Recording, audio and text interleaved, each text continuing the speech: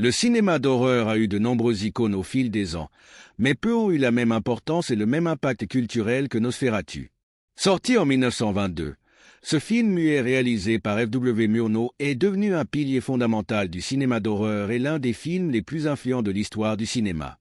Librement inspiré du roman Dracula de Bram Stoker, Nosferatu a non seulement popularisé le genre vampire, mais a également laissé une marque indélébile sur le cinéma en tant que moyen d'expression artistique.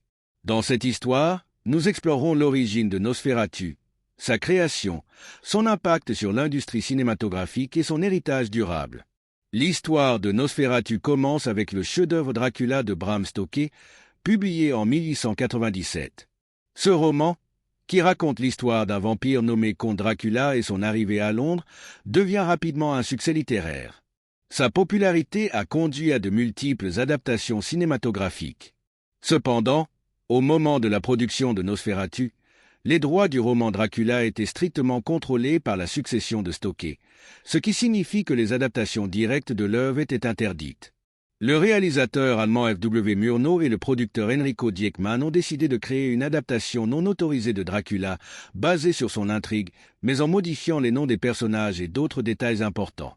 À la place du comte Dracula, Murnau a présenté le comte Orlok, un vampire grotesque et monstrueux qui devient le protagoniste du film. Malgré les tentatives visant à dissimuler la véritable inspiration de l'histoire, Nosferatu a été poursuivi en justice par la succession de Stoker, qui a remporté le procès. En conséquence, le film a été retiré de la circulation et toutes les copies ont dû être détruites. Cependant, quelques exemplaires ont survécu. Au fil du temps, le film fut reconnu comme l'un des plus importants de l'histoire du cinéma. Malgré des difficultés juridiques, Nosferatu fut créé à Berlin le 4 mars 1922. Le film fut réalisé avec un budget modeste et avec une petite équipe. F.W. Murnau, qui était déjà un réalisateur reconnu pour sa capacité à créer des atmosphères inquiétantes, s'est chargé de la réalisation, tandis que le scénario a été écrit par Henrik Galeen. La cinématographie est l'œuvre de Karl Freund, qui a utilisé des techniques innovantes d'éclairage et d'ombre pour donner vie à une atmosphère macabre et oppressante. L'un des points forts de Nosferatu est la manière dont le film utilise l'expressionnisme allemand, un mouvement artistique caractérisé par la distorsion de la réalité pour exprimer les sentiments intérieurs et l'angoisse humaine. La scénographie de Nosferatu est un exemple clair de cette technique. Ombres, angles étranges et décors artificiels créent un monde qui semble irréel et terrifiant, plongeant le spectateur dans un cauchemar visuel. Le casting du film a également été déterminant pour son succès. Max Schreck, un acteur relativement inconnu à l'époque, incarnait le comte Orlok, le vampire central. Sa performance est l'une des plus emblématiques de l'histoire du cinéma d'horreur. Schreck a utilisé un maquillage inquiétant et un style de jeu exagéré pour créer un personnage à la fois humain et monstrueux. Son apparence, avec des oreilles pointues, des dents pointues et une silhouette extrêmement mince, est restée gravée dans la mémoire collective comme l'image du vampire classique.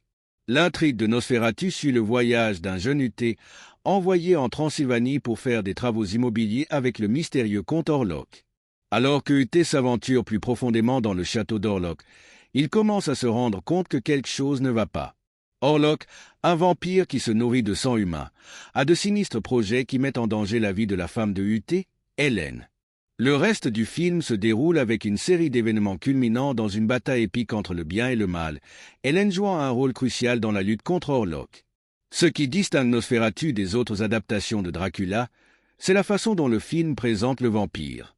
Contrairement aux représentations ultérieures, qui montraient les vampires comme des êtres séduisants et charismatiques, Orlok est grotesque et monstrueux, ce qui en fait un personnage encore plus terrifiant. Malgré les problèmes juridiques entourant sa sortie, Nosferatu s'est rapidement imposé comme un chef-d'œuvre du cinéma d'horreur. Le film est devenu une référence pour des générations de cinéastes qui ont utilisé ces techniques visuelles et narratives innovantes. L'utilisation par Murnau de l'expressionnisme et la façon dont il joue avec les ombres et la lumière ont jeté les bases des futurs films d'horreur. De nombreux cinéastes ultérieurs, dont Alfred Hitchcock et John Carpenter, ont cité Nosferatu comme une influence directe. Le personnage du comte Orlok a également marqué la culture populaire. Son image a été réinterprétée encore et encore au fil des années. Nosferatu a ouvert la voie à une longue série de films de vampires. De nombreux éléments introduits par le film, tels que la vulnérabilité du vampire à la lumière du soleil et son besoin de sang humain, sont devenus des règles fondamentales dans le mythe du vampire dans la culture cinématographique. Aujourd'hui, Nosferatu est considéré comme l'un des films les plus importants de l'histoire du cinéma.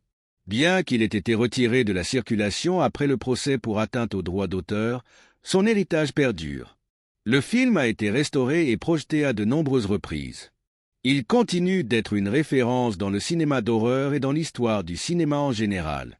L'image de Max Schreck en tant que Contorlock reste l'une des plus emblématiques du cinéma d'horreur, et son influence est évidente dans de nombreuses représentations modernes de vampires. Nosferatu a non seulement défini le genre de l'horreur, mais a également montré la capacité du cinéma à créer des atmosphères puissantes et à émouvoir les spectateurs sans avoir besoin de mots. Il s'agit d'un chef-d'œuvre du cinéma muet qui démontre que la véritable essence de la peur peut être capturée de manière visuelle et artistique.